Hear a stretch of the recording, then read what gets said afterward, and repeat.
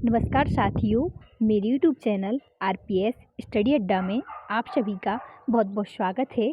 कैसे हैं आप सभी? आशा करती हूँ आप सभी स्वस्थ होंगे, बढ़िया होंगे, मज़े में होंगे।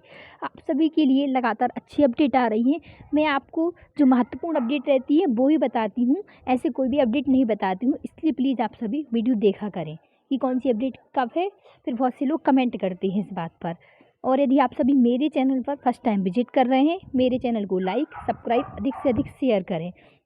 आप सभी के लिए मालूम ही है कि हमारे केंद्र में जैसे लोकसभा का चुनाव हो और हमारे राज्यों में विधानसभा के चुनाव हो, उसके कारण हमारी भर्तियां लगातार आ रही हैं।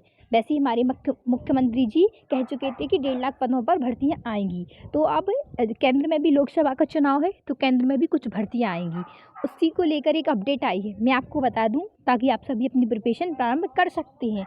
बहुत सारे कैंडिडेट हैं जो केंद्र के एग्ज़ाम देना चाहते हैं, बहुत सारे कैंडिडेट हैं जो स्टेट के एग्ज़ाम देना चाहते हैं। आपकी जो भी चॉइस हो इस अकॉर्डिंग आप कर सकते हैं। मैं आपको बताती हूँ, 78 विभागों में 2.5 साल लोगों की अगले साल नियुक्ति होगी, यानी कि 2023 में। बस 2022 जाने वाला है, नेक्स्ट ईयर यानी कि आपका 2023। अब धीरे धीरे होंगे, ऐसा नहीं कि लगातार आपके 1.5 लाख पद ही एक बार में हो जाए, ऐसा नहीं।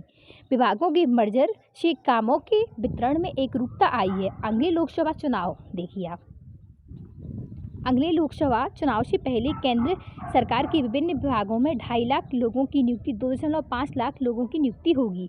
वित्त वर्ष 23 और 24 के पहले 6 महीने में नियुक्ति का लक्ष्य रखा गया है।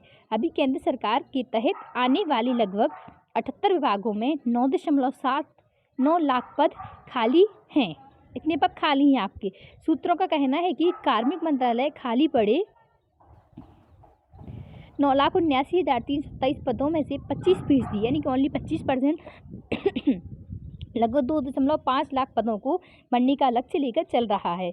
हालांकि इस नियुक्ति के बाद भी विभिन्न विभागों में 7.5 लाख पद खाली रहेंगे, यानी कि यदि आप 2.5 लाख भरेंगे तो आपके 7.5 खाली रहेंगे।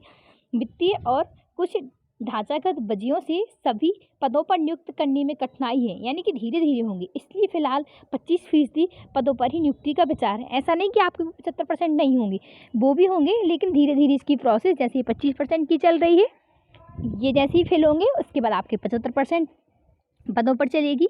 पदों पर नियुक्ति का विचार है। सूत्रों का कहना है कि आने वाले समय में कुछ विभागों को एक दूसरे में लाने की योजना बनाई जा रही है। अभी क्यों बनाई जा रही है? कुछ विभाग हैं उनको कंबाइंड कर दिया जाएगा।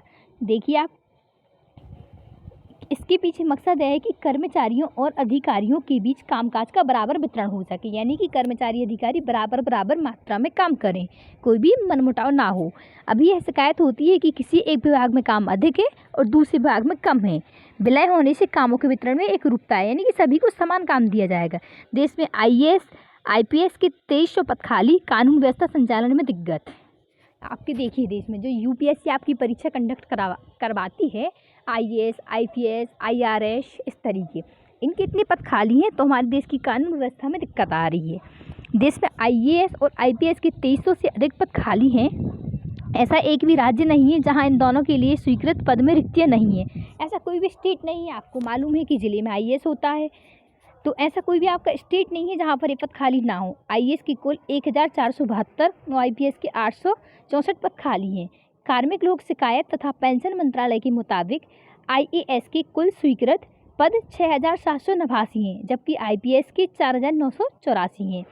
मंत्रालय के सूत्रों का कहना है कि इन उच्च अधिकारियों की कमी की वजह से विभिन्न राज्यों में जो हमारा प्रशासन चलाया जाता है और कानून व्यवस्था में दिक्कत आ रही है। और पिछली सी बात है, पद खाली रहेंगे। जैसे कि सपोज आप एक एग्जाम्पल ले लीजिए, आपका स्कूल है, स्कूल में आपके जैसे मान लीजिए 6वीं से लेकर आपका स्कूल 9th क्लास तक है, और वहाँ पर आपके टीचर आपके इतने, एक क्लास में मान लीजिए कम से कम एक क्लास में 5 टीचर की तो ज़रूरत पड़ती है। टोटल ही आपके 5 टीचर हैं, तो आपके स्कूल में पढ़ाने का काम कैसे, बच्चों को अच्छी शिक्षा कैसे मिल पाएगी? कैसे इतने कम टीचर ही सारे स्कूल को संभाल पाएंगे? ऐसा हो भी रहा है, स्कूल में भी लगातार पद खाली थे। उसी तरह हमारे जो राज्य में, देश में प्रशासन का और कानून का काम चल रहा है, यदि ये पद खाली रहेंगे तो कैसे काम होगा? इसी मुद्दे पर ही बात चल रही है। खाली बड़े पदों को भरने से प्रशासनिक कार्यों में देरी होती है। कोई ना कोई विभाग ऐसा रह ही जाता है जहां काम नहीं हो पाते हैं। आखिर काम देरी से होते हैं या फिर बहुत किसी का तो हो ही नहीं पाता, डिले ही चलता रहता है। अधिकारियों की छुट्टी होने पर या बीमार होने की स्थिति में पेंडिंग फाइलों की संख्या काफ़ी बढ़ती जा रही है। कई बार समय पर निर्णय न होने से कई योजनाएं लटकी रह जाती हैं। कुछ प्रमुख राज्यों में रिक्तियाँ दी गई हैं। देखिए आईएएस की, आईपीएस की, यानी कि आपके जिस तरीके से मध्य प्रदेश में आपकी लगातार भर्तियों की भरमार हो रही है, उसी तरीके से आपकी केंद्र में भी लगातार आपकी भर्तियाँ होंगी। जो पद खाली हैं वो उन भर्ती की जाएंगी, क्योंकि हमारे केंद्र में भी लोकसभा का चुनाव है, आप सभी को मालूम है। जैसे कि मध्य प्रदेश में विधानसभा का चुनाव है, उसी तरीके से भर्ती की जाएंगी। अभी फिलहाल CHSL का फॉर्म डल रहा है। जिस कैंडिडेट को फॉर्म डालना हो वो डाल सकते हैं। आप CHSL का ये SSC की भर्ती होती है, इसमें Tier 1 और Tier 2 प्रोसेस होती है। मैं इस पर एक वीडियो बना दूंगी। हालांकि मैं एक ऑलरेडी बता चुकी हूँ कि फॉर्म डालना कब से प्रारंभ हुए, लास्ट डेट कब है, और अभी आपका आबकारी विभाग का फॉर्म ऑलरेडी डल रहा है। जो भी कैंडिडेट डालना चाहे वो डाल सकते हैं। ऐसी अपडेट जानने के लिए आप सभी मेरे चैनल पर बने रहिए। यदि फर्स्ट टाइम विजिट कर रहे हैं मेरे चैनल को लाइक, सब्सक्राइब, अधिक से अधिक शेयर करें। जय हिंद दोस्तों, Vande Mataram. Thank you all दोस्तों।